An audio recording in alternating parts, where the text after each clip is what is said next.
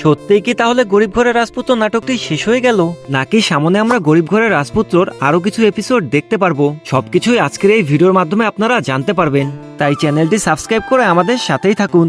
বন্ধুরা, আপনারা অনেকেই কমেন্ট করেছিলেন গরিব ঘরের রাজপুত্র নাটকটি কি আসলেই শেষ?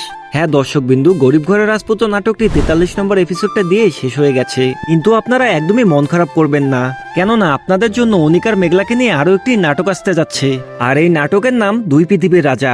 এখন কথা হচ্ছে এই নাটকটা আপনারা কবে থেকে দেখতে পারবেন এবং কোন চ্যানেলে আপলোড করা হবে সেটা আপনাদেরকে খুব তাড়াতাড়ি জানিয়ে দেওয়া হবে। আপনারা যদি এই নাটকের মধ্যে বৃষ্টি আর সাব্বিরকে দেখতে চান তাহলে সেটা কমেন্টের মাধ্যমে জানাবেন। আপনাদের কমেন্টের উপরে ডিপেন্ড করবে তারা নেক্সট নাটকে থাকবে কিনা।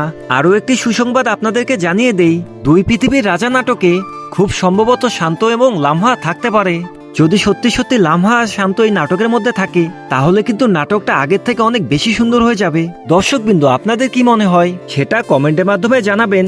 ততদিন সকলেই ভালো থাকবেন, সুস্থ থাকবেন।